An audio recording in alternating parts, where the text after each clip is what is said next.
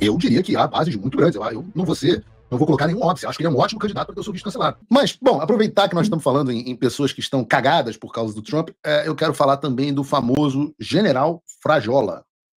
Isso porque saiu uma reportagem no Estadão, publicada pelo Marcelo Godoy, que é uma espécie de assessor de imprensa do general Frajola, é o lacaio da galera do meio militar globalista. Aliás, me mandou mensagem. Paulo Figueiredo, aqui é Marcelo Godoy do Estadão. Eu falei, Marcelo Godoy, eu sei quem você é. Fica tranquilo que eu sei bem quem você é. Aí o que ficou sem graça. Mas antes de tudo, saiu no Paulo Capelli, do Metrópolis, que é um jornalista competente, esse rumor dizendo que os Estados Unidos estão estudando o cancelamento de visto do comandante do Exército, o general Tomás Frajola, e tem muitas pessoas me perguntando se isso é ou não verdade. Vejam, inclusive o próprio Marcelo Godoy.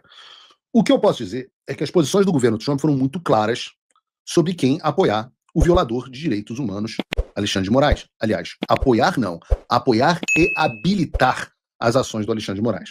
O secretário do Tesouro, Scott Bessent, por exemplo, disse, abre aspas, que o Tesouro dos Estados Unidos continuará a mirar indivíduos que dão suporte material a Moraes enquanto ele abusa dos direitos humanos. O secretário de Estado, Marco Rubio, disse que aqueles que protegem e habilitam, e é o Rubio que caça o visto, e habilitam atores estrangeiros malignos como Moraes, ameaçam os interesses dos Estados Unidos e também serão responsabilizados. O Darren Beatty, o subsecretário de Estado, disse esta nova rodada de sanções globais Magnitsky e restrições de visto, que ela sirva como alerta claro a todos que pensam em ser cúmplices da campanha sombria de Moraes contra Jair Bolsonaro e seus apoiadores. E aí vocês devem se perguntar o seguinte agora, será que o general Frajola se coloca nessa posição? Vejam, as medidas ilegais coordenadas pelo violador de direitos humanos Alexandre de Moraes exigiram, antes de tudo, a neutralização de uma potencial resistência dentro das Forças Armadas. E, nesse sentido, o general Frajola teve um papel absolutamente central nessa estratégia. Foi ele que garantiu que não houvesse nenhuma contestação dentro das Forças Armadas às ações do STF, incluindo a série de prisões ilegais de militares da ativa e da reserva. E aqui ninguém fala de golpe, mas nós falamos sim sobre o artigo 142 da Constituição, já falamos sobre isso aqui. Sobre o papel das Forças Armadas, que são destinadas, segundo o texto constitucional, desde a primeira Constituição do Brasil, destinadas à defesa da pátria, à garantia dos poderes constitucionais e, por iniciativa de qualquer destes, da lei e da ordem. Voltando no tempo, em dezembro de 2022, o violador de direitos humanos sugeriu ao Lula que nomeasse o general Frajola para comandar o Exército por considerá-lo capaz de, abre aspas, manter a política afastada dos quartéis. Inicialmente, o Lula acabou nomeando o mais antigo, o general Júlio César de Arruda, mas depois do 8 de janeiro, o Arruda, segundo o governo Lula, demonstrou leniência ao punir militares suspeitos de participação nos atos criminosos e hesitou em cumprir ordens para afastar aliados do Bolsonaro.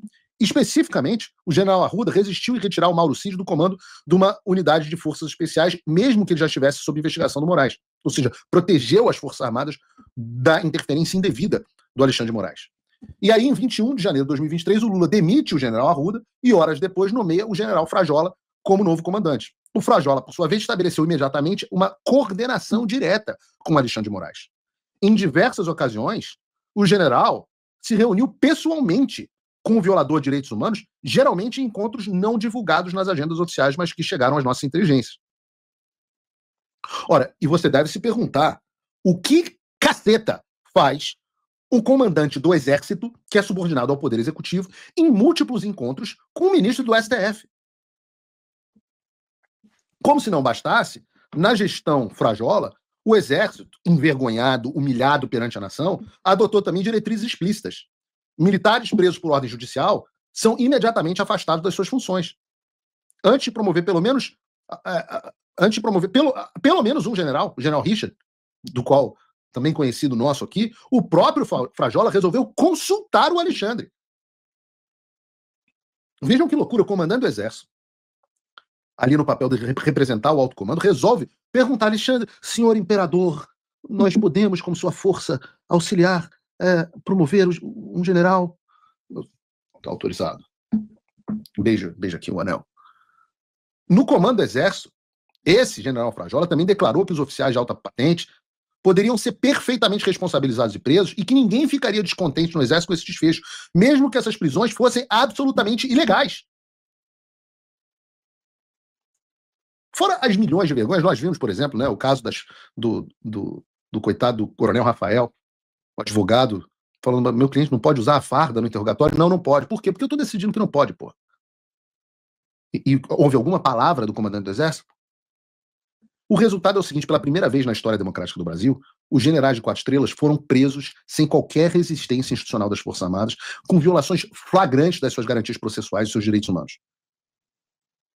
Eu concluo dizendo que é bastante razoável afirmar que o general Frajola neutralizou efetivamente a insatisfação militar dentro da força e transformou o Exército num facilitador das ações do STF, em vez de resistência institucional.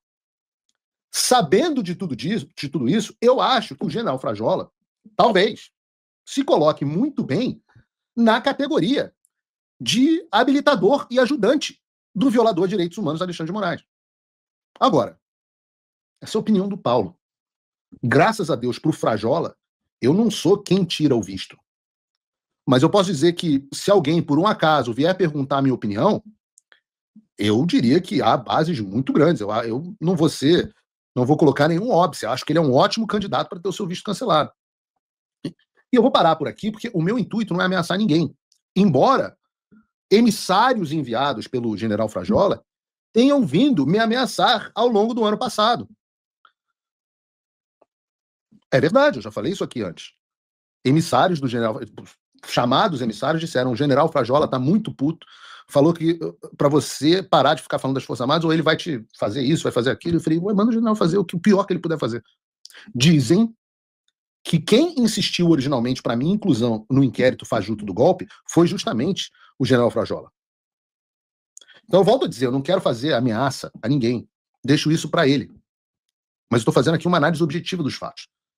Na minha opinião, cancelar o visto do Frajola é uma ideia bastante boa. Aliás, deixa eu perguntar a sua opinião. Você no chat, vocês acham que o visto do Frajola deve ser cancelado? Olha, dizem para mim que um genro dele, um certo major de cavalaria, e eu vou preservar aqui o nome, tá aqui nos Estados Unidos, em West Point, na academia militar. Dizem para mim, seria uma pena se a filha perdesse o visto e não pudesse acompanhar o marido, né? Seria uma pena. Mas eu digo que se associar ao regime tem as suas benesses, mas também tem seus custos. E aí, cabe a cada um, civil ou militar, fazer a análise do custo-benefício. Eu só posso dizer o seguinte: os custos têm aumentado e vão aumentar bastante. E os benefícios vão diminuir cada vez mais. Curti